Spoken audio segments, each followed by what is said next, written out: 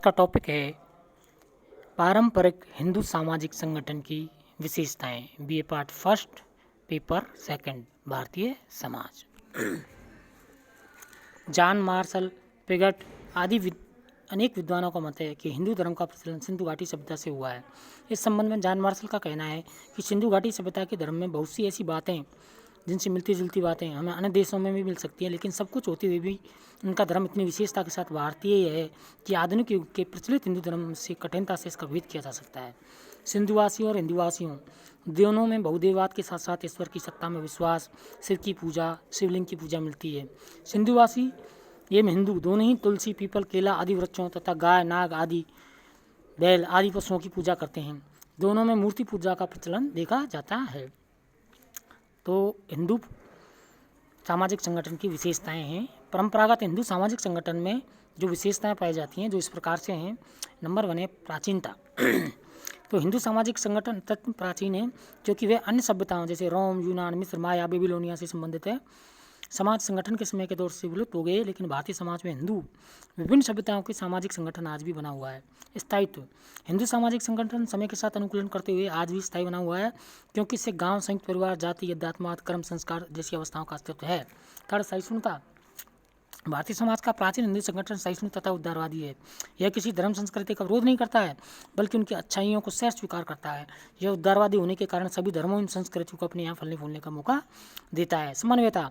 प्राचीन हिंदू सामाजिक संगठन में समन्वय करने का लक्षण है, जिसके कारण विभिन्न धर्मों, जातियों, प्रजातियों के आक्रमण के समय इसने संक्रमण काल में इन सभी के साथ समन्वय किया, जिसके कारण इसका अस्तित्व आज भी बना हुआ है। समन्वयता के कारण हिंदू संगठन विशालता, व्यापकता और विविधता लिए हुए है।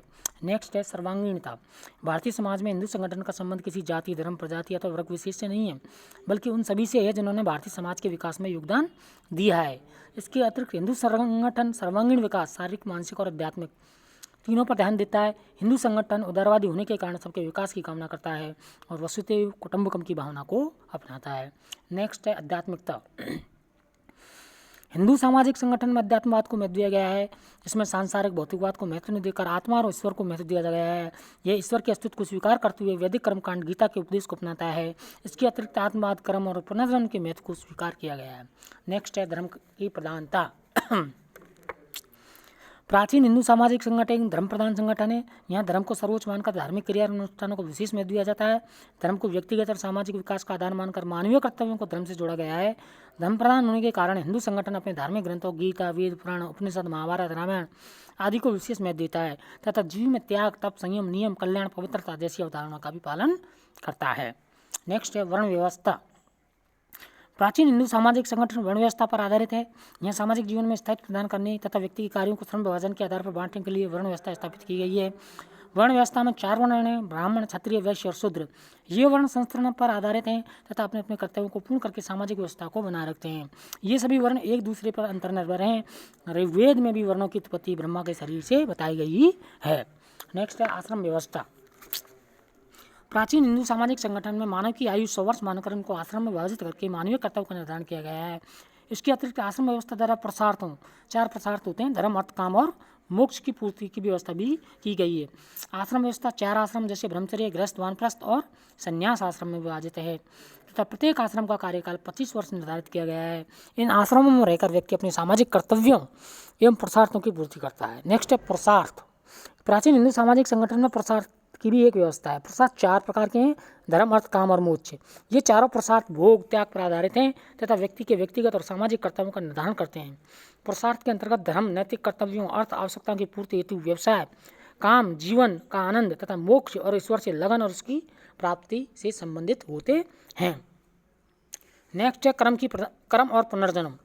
प्राचीन हिंदू सामाजिक संगठन में कर्म और पुनर्जन्म के सिद्धांतों को मान्यता दी गई है। हिंदुओं में आत्मा को अजर, अमर और शरीर को वरदान माना गया है, इसलिए व्यक्ति को इस जन्म में अच्छे कार्य करने चाहिए जिससे अगले जन्म में अच्छा प्राणी बने। कर्म एवं पुनर्जन्म के द्वारा स्वर्ग नरक की कल्पना करके व्यक्ति को सत्कर्म करने की भी प्रेरणा दी गई है। नेक्स्ट विशेषता है संस्कार। भारतीय समाज में प्राचीन हिंदू सामाजिक संगठन में व्यक्ति को सामाजिक प्राणी बनाने और उसके व्यक्तित्व का सर्वांगीण विकास करने हेतु संस्कारों की व्यवस्था की गई है। ये संस्कार मानव जीवन का शारीरिक, मानसिक और नैतिक रूप से शुद्धिकरण करते हैं। संस्कार का अभिप्राय एक ऐसे धार्मिक विधिविधान एवं कर्मकांड से है जिसको करके मनुष्य सामाजिक प्राणी बनता है। ये संस्कार व्यक्ति की नैसर्गिक प्रवृत्ति को समाज में उपयोगी बनाते हैं और उसे नैतिकता की ओर अग्रसर करते हैं। मनुष्य के जन्म से लेकर मृत्यु तक के काल में ये 16 संस्कार प्रमुख माने गए हैं। 16 संस्कार कौन कौन से हैं? नंबर 1 गर्भाधान, पुष्पवन, सीमंतोन्नयन, जातकर्म, नामकरण, निष्कर्मण, अन्नप्रसान, चूड़ाकरण, कर्णभेद, विद्यारंभ, उपनयन, समावर्तन, वेदारंभ, केशांत अथवा गोदान, विवाह और अंत्येष्टि संस्कार। नेक्स्ट है संयुक्त परिवार व्यवस्था। पारंपरिक हिंदू सामाजिक संगठन की यह एक महत्वपूर्ण विशेषता और आधार स्तंभ है जो आज भी विद्यमान है। इस व्यवस्था में 3 या 3 से अधिक पीढ़ी के लोग एक ही छत के नीचे निवास करते हैं, एक ही रसोई का भोजन करते हैं और धार्मिक क्रिया में सभी भाग लेते हैं तथा संपत्ति पर सबका समान अधिकार होता है। इसमें एक व्यवहारिक मुखिया होता है जिसका परिवार पर नियंत्रण रहता है। ये सभी हम की भावना से जुड़े रहते हैं तथा सुख दुख में एक दूसरे को सहयोग एवं सहायता करते हैं। Thank you.